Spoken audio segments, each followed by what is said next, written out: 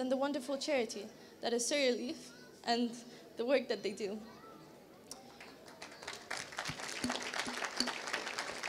We know that one small football tournament will not change the world when it takes place in 3 months' time. But if we are able to help improve the lives and opportunities for the young men who will be taking part, then I think that's a step in the right direction.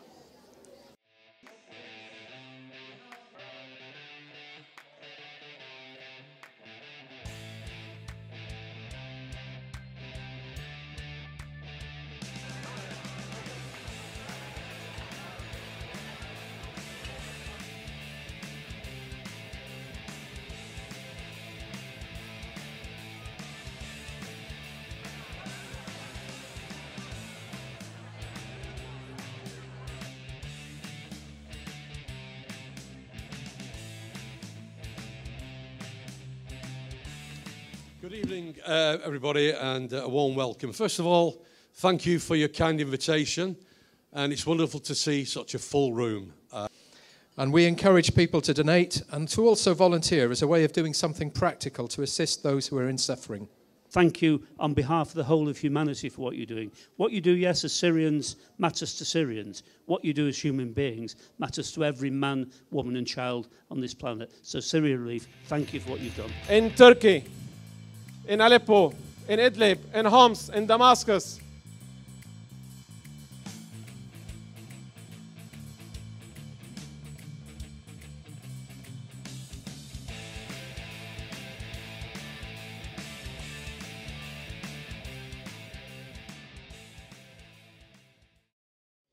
أعوذ بالله من الشيطان الرجيم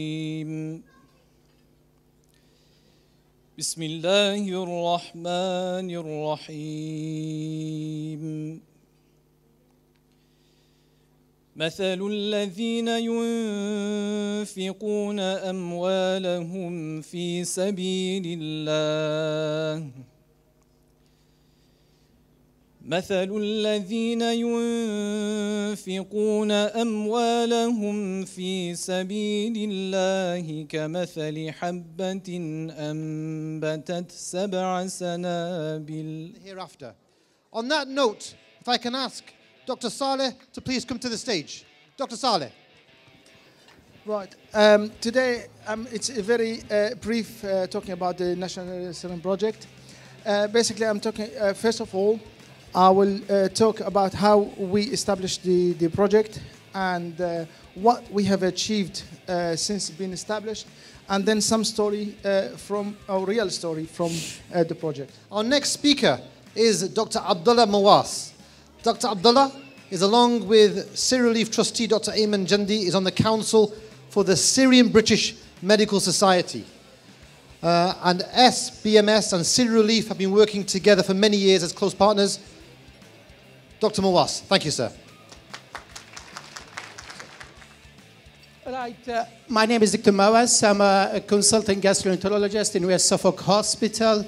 I'm a member of Syrian British Medical Society and a member of the joint medical committee between the Syrian Relief and SBMS. Of the night, if I may.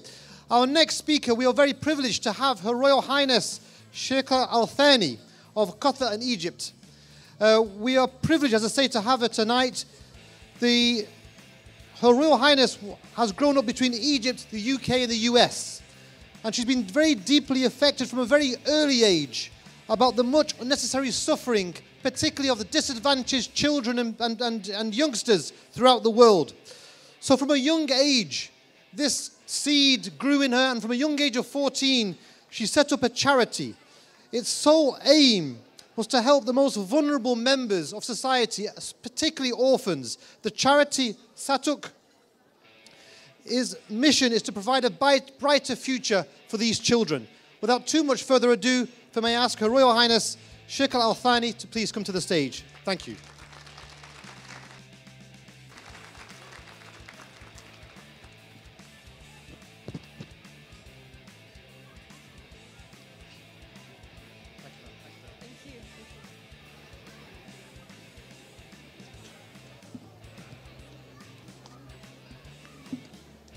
Bismillahirrahmanirrahim. Thank you for your kind introduction. And may I begin by saying what an honor and privilege it is to be able to attend and support such a worthwhile event and to have listened to these heartfelt, powerful, and interesting speeches from so many distinguished guests.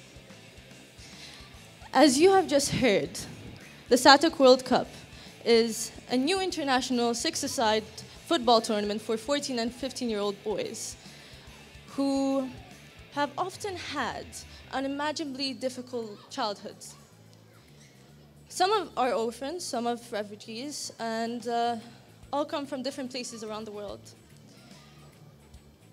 They're all disadvantaged, but being from such a privileged life, I can't fully understand that.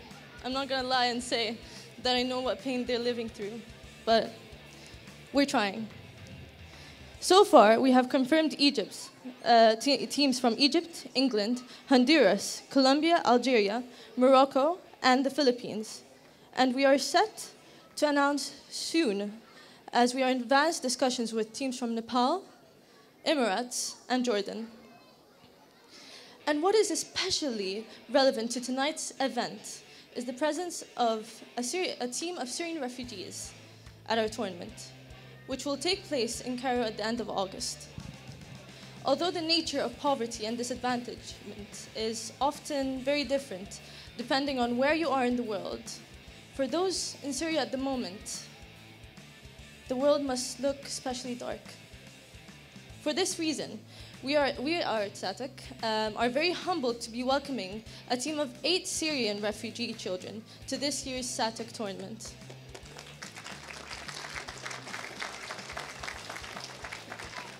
And we will do our very best to give them a positive, warm, and caring experience throughout the time that they are with us. We are also very pleased to be inviting a further 300 Syrian orphans and refugees to be our guests for the duration of the event so that they can cheer their compatriots. SATUC will also organize fun and cultural activities for them so that their trip is as rich and fulfilling as it possibly can be.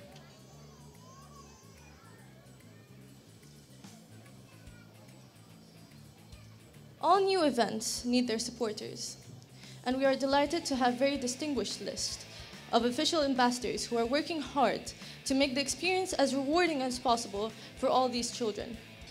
We are very honored to have the official backing of Juan Orlando Honduras, the President of Honduras, and Maria Clemencia Rodriguez, the First Lady of Colombia and wife of President Juan Santos.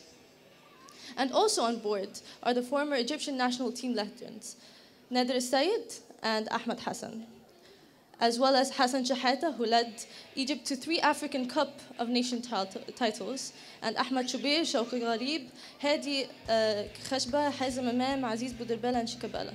But other than the Middle East, we also have ambassadors from Europe.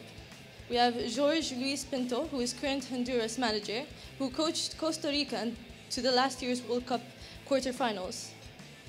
And others include famous Colombian ballet dancer and soloist with the Royal Ballet, Fernando Manto, Carlo Cotticini, who most of you might as well know, from the former Chelsea and Tottenham goalkeeper, Rabah Majr, and from Oman, Ali Al-Habasi. I'm really sorry about the long list. These SATUC World Cup ambassadors serve as living inspirations for the children as they seek opportunities to escape the cycle of poverty, in which they are often seemingly trapped. Given their own often challenging starts in life, they are perfect examples of how sport can be one of our most effective tools in tackling some of problems associated with underprivileged childhoods. To have such an array of high-profile stars taking such a keen interest in their well-being and future should be a hugely motivating factor for these young people, many of whom have never left their village, let alone their country. The players will meet peers from around the world and have the opportunity to share stories and experiences, to learn from their new friends about each other's cultures, and broadening their own horizons and knowledge of the world. Scouts and coaches will also be present at the tournament, so that all children will have training facilities and the chance to be talent spotted. We are crossing our fingers so that we will unearth the new next major star. And just as importantly, we aim to use the universal language of football to teach children about the universal values of teamwork, discipline, respect for themselves and others, and the importance of hard work, dedication, and making the most of their opportunities, which we hope may assist them in their future lives. I am fully aware of how fortunate I am to have enjoyed a very privileged lifestyle. And from a young age, I have been determined to make the most of this blessing to help others who are in less fortunate positions. The idea behind SATUC World Cup, is very straightforward.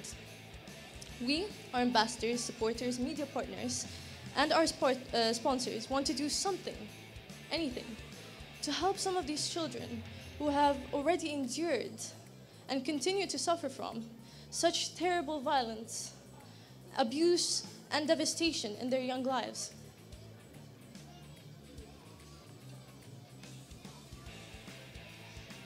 On the occasions, when I have visited children in different countries to find out more about their lives and how we can help them, I have always been struck by their stoicism, their courage, and the way that they adapt to different circumstances.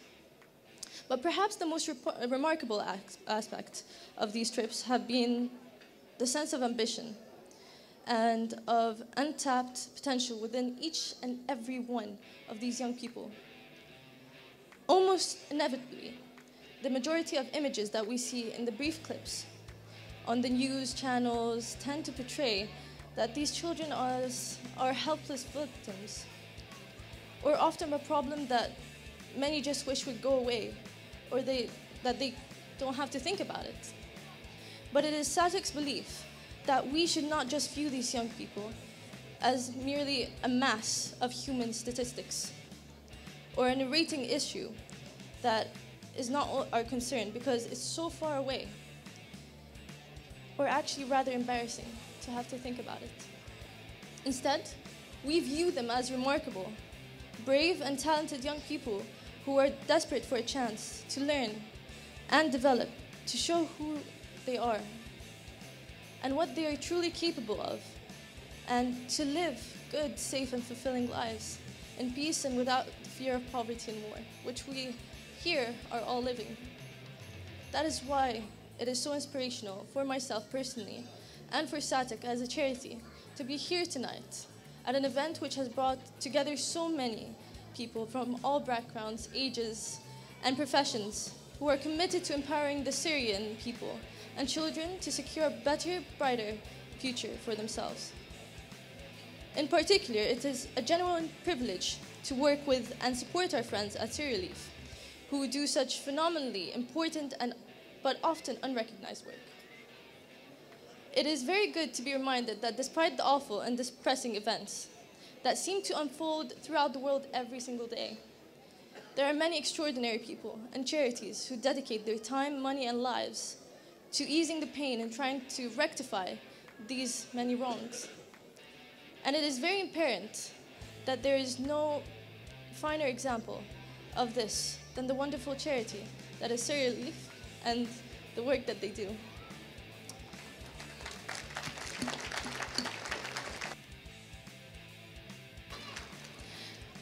We know that one small football tournament will not change the world when it takes place in 3 months' time. But if we are able to help improve the lives and opportunities for the young men who will be taking part, then I think that's a step in the right direction. Last year, we staged an irregular event in Egypt for local players. This year, we have expanded and are bringing players from all around the world.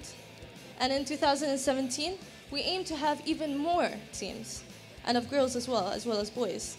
So our ambitions and passions are strong. And for the long term, this is not going to be a one-off event.